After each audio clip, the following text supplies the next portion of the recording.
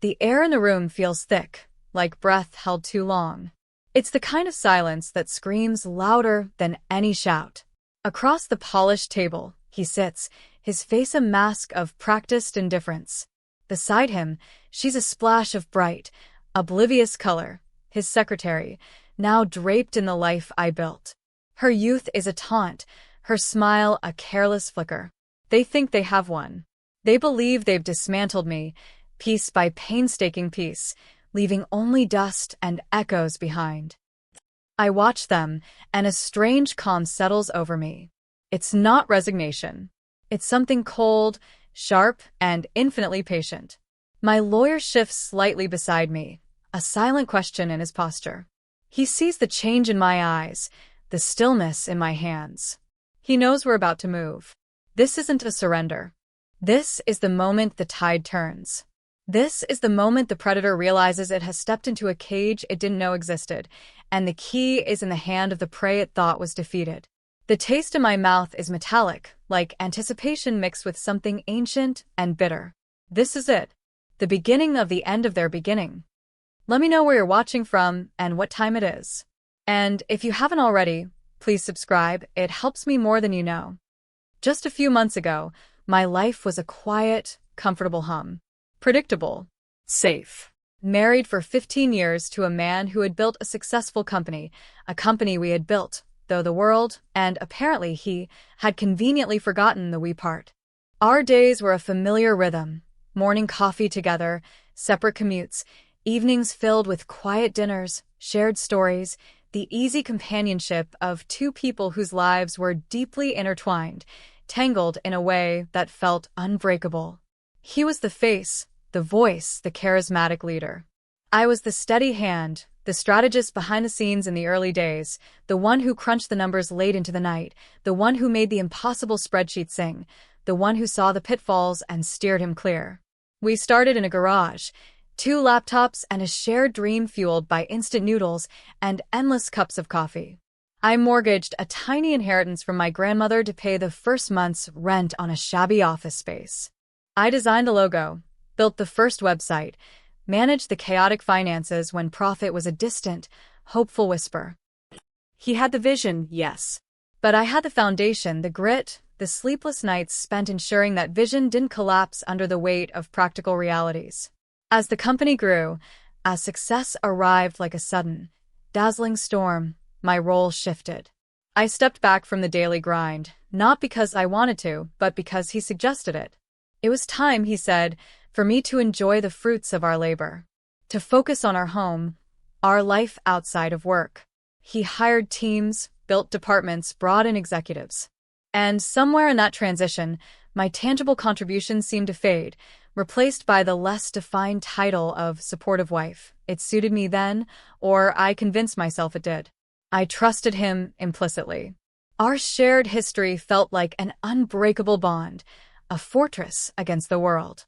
The comfortable life was the proof, wasn't it? The beautiful house, the easy vacations, the security that settled over us like a warm blanket. He hired her 2 years ago, fresh out of college, bright-eyed, eager. A secretary. Initially, she was just a name on a payroll report I no longer reviewed, a fleeting mention in his day. New secretary, seems efficient, that was it. Life continued its comfortable hum. I was involved in charity work, managing the household, occasionally offering an ear or a quiet suggestion when he was stressed about work. My days were full, peaceful. The fortress felt impenetrable. The first crack was subtle, almost imperceptible. A late night at the office became 2, then 3. An out-of-town trip extended unexpectedly. His phone, once left lying around, was now always close, face down. Little things. Seeds of doubt, too small to acknowledge, too persistent to ignore completely. I told myself it was stress, the demands of a growing business. I was the supportive wife, remember? I didn't pry. I didn't question. I polished the surface of our life, trying to keep it gleaming, hoping the cracks would somehow seal themselves. Then came the day the hum stopped dead. He sat me down in the living room, the room we had chosen the paint color for together, the room where we had celebrated anniversaries and quiet evenings. The sunlight streamed in, illuminating the dust motes dancing in the air, oblivious to the seismic shift happening beneath them. His voice was low, carefully measured, devoid of emotion. "I'm leaving," he said. The words hung in the air, foreign and sharp. "Not leaving you, just leaving." As if our 15 years, our shared history, our entire life together, was just a place he was vacating. The reason, when it came, was delivered with the same detached tone. "There's someone else," my mind, already reeling, struggled to process. Someone else? Who? How? For how long? And then he said her name. The secretary. The bright-eyed girl fresh out of college. 23. The number hit me like a physical blow. 23. I was 45. The cliché landed with brutal force, shattering the last vestiges of my composure. It wasn't just that he was leaving. It was who he was leaving me for. It felt like a deliberate, cruel mockery of everything we had built. Shock is a strange thing. It's a simultaneous numbness and hyper-awareness. I remember the pattern on the rug, the way his tie was slightly crooked, the frantic beating of my own heart echoing in my ears. I didn't scream. I didn't cry, not at first. I just stared, trying to fit this stranger sitting across from me into the shape of the man I had loved, the man I had built a life with. It was like looking at a familiar painting that had been vandalized, the original image still visible but defiled, distorted. He had it all planned. He always did. He was moving out that day. His lawyer would be in touch. He wanted things to be amicable. Amicable. The word tasted like ash. He talked about dividing assets, about a fair settlement. My head was spinning. What about us? What about everything? He didn't seem to hear the unspoken questions. He just kept talking about logistics, about separating bank accounts, about the house. The house we built. The days that followed were a blur of pain and disbelief. The comfortable hum of my life had been replaced by a deafening silence, punctuated by waves of grief and humiliation. My friends rallied around me, offering comfort, expressing outrage. My family was heartbroken, angry on my behalf. But their support, while vital, couldn't fill the cavernous emptiness he had left behind. I walked through the rooms of our house, each object a painful reminder of a life that was now a cruel illusion. The chair he sat in, the books on his bedside table, the lingering scent of his cologne in the closet. It felt like a death, but worse because the person who had died was still walking around, starting a new life built on the ruins of mine. And then the divorce proceedings began. His lawyer was professional, polite, and utterly ruthless. The initial settlement offer was shockingly low. It was based on my apparent lack of direct financial contribution to the company in recent years. As the supportive wife, I was entitled to, well, less than I ever could have imagined. It was as if they were trying to erase my history, my fundamental role in building the very foundation of his success. They framed it as a generous offer, considering I hadn't been working in the company for over a decade. The injustice of it was a fresh wound, on top of the gaping one already there. I hired a lawyer, a sharp, no-nonsense woman named Evelyn. I sat in her office, pouring out the messy, painful details of my shattered life. Evelyn listened patiently, her eyes sharp and intelligent. She asked about the company, its history, my involvement in the early days. I recounted the garage years, the inheritance, the sleepless nights. She nodded, making notes. She asked about documents, any agreements, anything formal about the company's founding. I shrugged. It was so long ago. It was our company. It was his name on the door, yes, but we were a team. There were papers signed back then, but nothing I remembered clearly. Standard incorporation stuff, wasn't it? Meanwhile, his life with the secretary seemed to flaunt itself. I'd see them in public, always just a little too close, a little too happy. They'd appear at events I used to attend on his arm. She was often dressed in clothes I recognized, or at least the style of clothes I used to wear. It felt deliberate, a rubbing of salt in the wound. People who knew me would look away awkwardly or offer hurried, sympathetic words. I felt exposed, vulnerable, the subject of pity and gossip. He, the successful businessman, was simply enjoying a midlife renaissance. The discarded wife, was the cautionary tale. His arrogance grew with each passing week. He seemed to genuinely believe he was entitled to this new happiness, that my pain was an unfortunate but necessary byproduct, a minor inconvenience on his path to fulfillment. The secretary, radiant in her youth and the reflected glow of his success, seemed utterly oblivious to the damage she had helped wreak, or perhaps simply didn't care. She looked at me sometimes with a faint, almost dismissive pity. The rising challenges weren't just the legal battles, they were the emotional assaults. Every time I saw them, every dismissive email from his lawyer, every conversation with a well-meaning friend who suggested I move on, it chipped away at me. I felt like I was shrinking, disappearing. My identity had been so intertwined with being his wife, with being the quiet partner behind the successful man, that without it, I felt adrift. The house felt too big, too empty. The silence was a constant companion. I started questioning everything, my judgment, my worth, my sanity. Was I really entitled to more? Had I just been a burden all along? The narrative they were subtly weaving, that I was a woman who had simply benefited from his hard work, began to insinuate itself into the corners of my mind. My lawyer, Evelyn, pushed back. She fought for a more equitable settlement, detailing my historical contributions, arguing for a fair division of marital assets, including the value of the company. But without tangible proof of my founding role, my stake, it was a difficult fight. The law, she explained, often favors documented contributions, formal roles. My informal partnership, my quiet support, my early financial sacrifices, these were harder to quantify, easier for his side to dismiss as the expected duties of a wife. The situation felt increasingly desperate. His lawyer's tone became firmer, implying that their offer was final, that dragging this out would only hurt me more. There were veiled threats about legal costs, about potentially challenging my access to joint funds. They were squeezing me, trying to force me to accept their lowball offer, to sign away my claim on the company that was as much mine as his in spirit, if not yet in paper. Everything seemed to be falling apart. My emotional state was fragile, my financial future uncertain, my confidence shattered. It felt like I was drowning, the waves of their relentless pressure pulling me under. I was losing not just my husband and my marriage, but my sense of self, my financial security, my very history.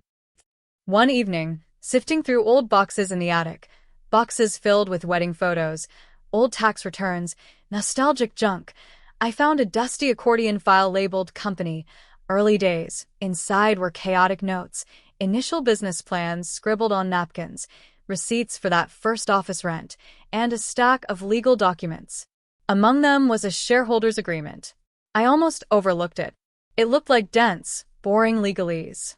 But something made me pause. I unfolded it, my eyes scanning the dry text. My name jumped out at me. And then the number, 80%. 80%. The world tilted. I reread the paragraph, then the entire document. It was dated a few weeks after we incorporated the company. It detailed the initial share distribution. His name was there, listed with 20%. Mine was listed with 80%.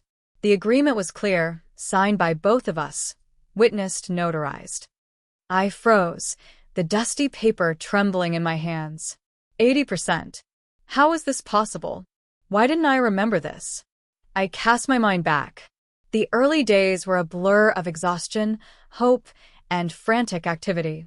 We had lawyers then, helping us set things up. My grandmother's inheritance, the mortgage, the initial investment. I remember the lawyers suggesting a structure for tax purposes, something about splitting ownership, something about future growth. We signed papers, so many papers, without really reading them, trusting the lawyers, trusting each other. He handled the specifics. The legal jargon always bored me.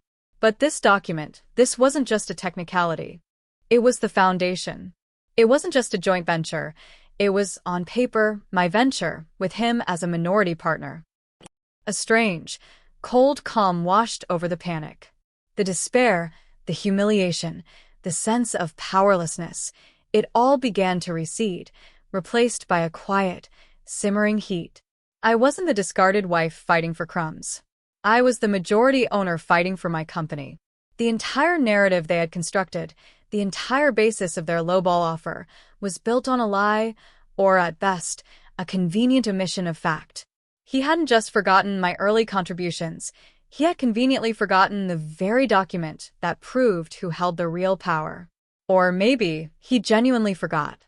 Or maybe he never thought I would find it. I didn't sleep that night. I read the document again and again. I checked the dates, the signatures, the notary seal. It was real. It was legally binding. The feeling that grew inside me wasn't just relief. It was something far more potent. It was the dawning of a terrible, beautiful power. The image of their smug faces, their condescending pity, flashed in my mind. They thought they were taking everything from me. They thought they had won. I called Evelyn first thing in the morning. My voice was steady, calm in a way it hadn't been for months.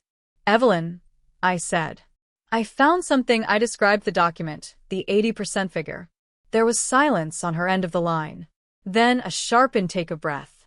"Can you bring it in? Right now." Sitting in Evelyn's office, watching her read the document, was one of the most satisfying moments of my life. Her eyes widened, her expression shifting from professional caution to stunned disbelief, and finally, to grim determination. She looked up at me, a slow smile spreading across her face. "Well," she said softly, "this changes everything." The game was no longer about fighting for a fair settlement as the aggrieved wife. It was about asserting my legal right as the majority shareholder. The company wasn't just a marital asset to be divided. It was largely mine, with him holding a minority stake. His lawyer's offer, based on valuing the company as a marital asset and giving me a fraction of its worth, was suddenly not just low, but absurd. The company itself belonged to me, 80% of it. He was the minority shareholder, the employee, effectively. The midpoint shift wasn't just discovering the document. It was the complete and utter transformation it wrought in me. The victim evaporated, replaced by a cold, strategic thinker. The tears stopped. The endless loop of why me was silenced. My grief didn't vanish, but it was compartmentalized, set aside for later. An intense focus took over. My conversations with Evelyn became tactical. We discussed options. I could demand a buyout of his 20% at a valuation I set. I could, technically, dissolve the company. I could, if I chose, simply walk in and take over, exercising my rights as the majority owner. The possibilities were immense, and the power intoxicating. We decided on a strategy. We wouldn't reveal the document immediately. Let them continue with their arrogant assumptions. Let them push, let them threaten. The deeper they dug their hole, the more satisfying the eventual collapse would be. We continued the divorce negotiations as before, with Evelyn holding the bombshell. She continued to push for a better settlement, allowing them to believe she was just doing her job, fighting for the best possible outcome for a wronged wife with limited claims. This allowed us to gauge their final offer, to see just how little they truly valued my contribution, how much they believed in their narrative of his sole creation. Their final offer arrived. It was marginally better than the first, but still insulting. It confirmed their utter disregard for my history, for the truth. It solidified my resolve. There would be no mercy. The deepening crisis was internal now. It wasn't about their actions anymore. It was about the weight of the secret, the anticipation. Living a double life. On the surface, I was still the woman going through a painful divorce, facing an uncertain future. Inside, I was a predator stalking my prey, holding the loaded gun hidden behind my back. I watched him from a distance, saw his confidence, his ease. Saw her, radiant and secure. And a cold, hard kernel of satisfaction began to grow, chilling the last vestiges of my hurt.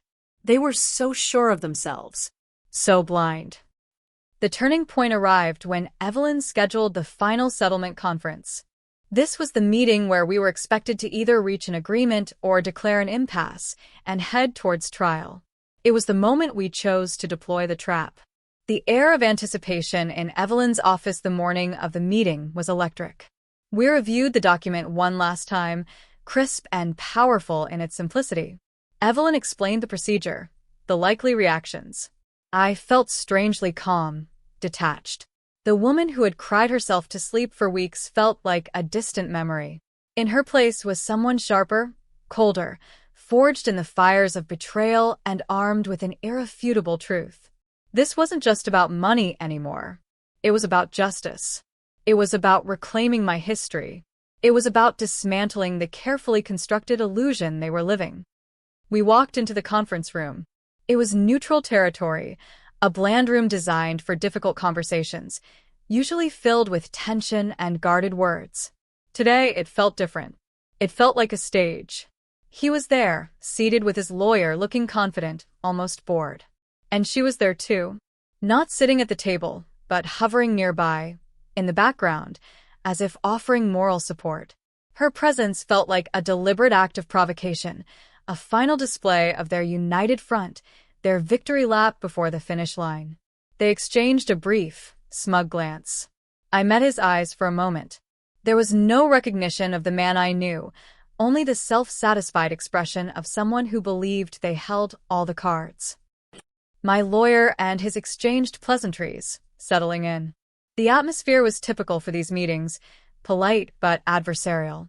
Evelyn began by formally rejecting their latest offer, stating it was unacceptable given the full context of my contribution to the company. His lawyer gave a sigh, a performance of weary patience. As we've discussed, Evelyn, he said, his voice smooth and condescending, while we appreciate the historical sentiment, the value of the company is primarily tied to my client's leadership and operation over the past decade. Your client's role, while supportive, does not constitute a significant equitable interest, he droned on, laying out their case, detailing his contribution, minimizing mine. The secretary watched, a faint smile playing on her lips. I sat silently, my hands resting in my lap, palms down on the cool surface of the table. I looked at them. The man I had loved, the woman he had chosen to replace me. They looked so comfortable in their narrative, so secure in their perceived power. The moment was ripe. Evelyn cleared her throat. We understand your position, she said, her voice calm. However, our valuation is based not just on recent operations, but on the foundational structure of the company. Specifically, the initial share distribution. His lawyer chuckled, a short, dismissive sound. Initial distribution? That was years ago, Evelyn. Long before the company achieved its current success. It's irrelevant to the present valuation of marital assets. On the contrary, Evelyn said, her voice gaining a quiet steeliness. It's entirely relevant. Because the initial shareholders' agreement, signed and notarized by both parties, clearly designates my client as the owner of 80% of the company's shares. The air went out of the room. His lawyer's smile vanished. He stared at Evelyn, then at me, his face draining of color. He sputtered, 80%? That's preposterous. There must be some mistake. Evelyn didn't say a word. She reached into her briefcase, pulled out the dusty, powerful document, and slid it across the table towards him. Section 3B, she said quietly. And the signature page. He snatched the document, his hands visibly trembling. He scanned it frantically, his eyes wide with disbelief. He looked at the dates, the signatures, the notary seal. His face contorted, a mixture of shock, denial, and dawning horror. He looked up at my husband, who was now staring at the document, his face ashen, his jaw slack. The secretary, who had been watching with faint interest, stepped closer, trying to see what was happening. "What is it?" she whispered, her voice cutting through the thick silence. My husband finally found his voice. It was a strangled whisper. "No," he said, shaking his head. "That's not right. That can't be right." Evelyn spoke again, her voice clear and firm. "The document is irrefutable. It establishes my client as the majority owner of the company from its inception. Therefore, the current negotiation is not about dividing the company as a marital asset. It's about determining the terms under which my client, the 80% owner, might consider allowing the minority owner, your client, to potentially buy out her stake. Or, her voice dropped slightly, delivering the final blow, my client may simply choose to exercise her rights as the majority shareholder and make decisions regarding the company's future, including its leadership. His lawyer was stammering, fumbling for words, flipping through the document as if hoping it would magically change. My husband sat frozen, staring at the table, his empire crumbling before his eyes, not through a hostile takeover, but through a forgotten piece of paper. The secretary finally saw the document, saw the numbers. Her hand flew to her mouth. Her eyes, moments before bright and confident, were now wide with terror and comprehension. The life she had so carelessly stepped into, built on the assumption of his absolute control and wealth, was revealed to be resting on a foundation that belonged, overwhelmingly, to me. I finally spoke. My voice was quiet, steady, cutting through the stunned silence. I looked directly at my husband. "You forgot," I said, my voice devoid of emotion. "You forgot who built this with you. You forgot who mortgaged their future. You forgot the 80%. Then I looked at her. "And you," I said softly, "you built your castle on sand. His sand, which happens to belong to me." The color drained completely from her face. She looked at him, then at me, then back at him. The confident smirk was gone, replaced by pure, unadulterated fear. His lawyer was whispering frantically to him, clearly outlining the implications. The control he had wielded, the power he had taken for granted, the wealth he thought was solely his to dispose of, it was all conditional. And the condition was held by the woman he had discarded. The rest of the meeting was a blur of legal maneuvering, but the power dynamic had shifted irrevocably. They had come expecting to dictate terms. We had come to reveal the truth. My husband, the brilliant businessman, had been blindsided, hoisted by his own petard of arrogance and selective memory. He had been so focused on building the external empire that he had forgotten the internal contract, the fundamental agreement that predated the success, the employees, the secretary. The aftermath wasn't a sudden, dramatic collapse, but a slow, grinding process of reality setting in. My husband's position was untenable. As the 80% owner, I held all the cards. I could have been merciless. I could have dissolved the company, forcing a liquidation that would have yielded him a fraction of its value and destroyed the entity he had spent his life building. I could have simply taken over, removed him from leadership, left him with his 20% stake and no control, reporting to the woman he had betrayed. But something inside me, after the initial rush of vindication, settled. The coldness remained, but it was layered with a deep, weary sadness. This man, who was now crumbling before me, was still the man I had loved, the man I had shared 15 years with, the father of my potential, never realized children. Destroying him completely wouldn't bring back the lost years, the broken trust, the pain. It would just create more destruction. We negotiated, not from a position of weakness, but from a position of absolute power. The settlement was no longer based on his lowball offer, but on my terms. He had to buy out my 80% stake at a valuation dictated by me, a valuation that reflected the company's true worth and my majority ownership. It wasn't cheap. It required him to leverage everything, borrow heavily, essentially betting his future on acquiring the portion of the company I already owned. He was forced to sign away significant personal assets to secure the funding.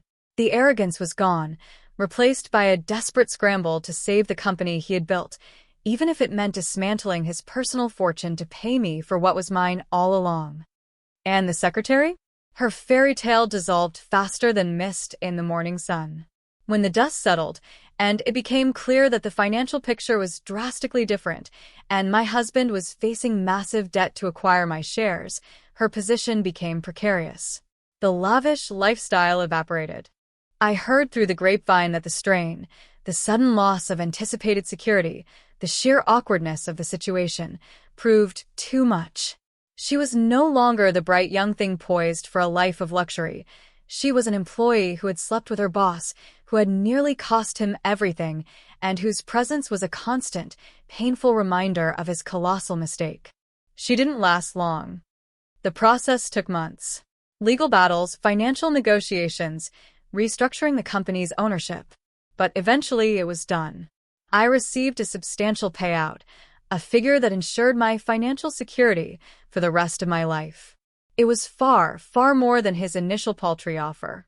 It was justice, delivered not by fate or karma, but by a forgotten piece of paper and a carefully executed plan. I watched from a distance as he navigated the aftermath. He kept the company, yes, but at immense cost. He lost face, lost credibility among those who knew the truth. The man who thought he could have it all ended up paying a king's ransom for a kingdom he already ruled, humbled and financially strained. His affair had cost him dearly, not just emotionally, but practically ruining the easy, wealthy life he had taken for granted. My own life changed fundamentally. I didn't just survive. I emerged stronger, wiser, armed with a deep understanding of betrayal and resilience. The house felt less like a mausoleum and more like a home again. Albeit a home, I had to learn to inhabit alone. The initial pain lingered, a dull ache beneath the surface, but the searing wound had healed. I used the settlement money wisely. I invested. I traveled. I rediscovered interests I had let fade away. I started a small consulting business, helping other women navigate financial complexities, ensuring they understood their rights, their assets, their worth. I found a new purpose, building something entirely my own, without partners, without hidden clauses, without the risk of having my contribution erased or forgotten. Looking back, it's a story with a strange kind of ending. There wasn't a triumphant fist pump, no grand pronouncement of victory. The revenge was quiet, devastatingly effective, and executed with cold precision. The satisfaction wasn't loud. It was a low hum, a deep knowing that I had faced down the worst kind of betrayal and emerged not just intact, but empowered. The lesson wasn't just about the importance of reading the fine print, though that is certainly true. It was about recognizing your own worth, even when others try to diminish it. It was about understanding that the quiet contributions, the behind-the-scenes work, the unwavering support, they have value. And sometimes, that value is quantifiable, written down on a piece of paper you almost forgot existed. I walk through my life now with a quiet confidence. The world no longer feels like a place where I am vulnerable, waiting for the next blow. It feels like a place I can navigate, a place where I understand the hidden currents, the unseen structures. The scars are there, a reminder of the cost of blind trust. But the foundation I stand on now is solid, built not just on a financial settlement, but on the rediscovery of my own strength. I learned that the most powerful weapon isn't always loud or obvious.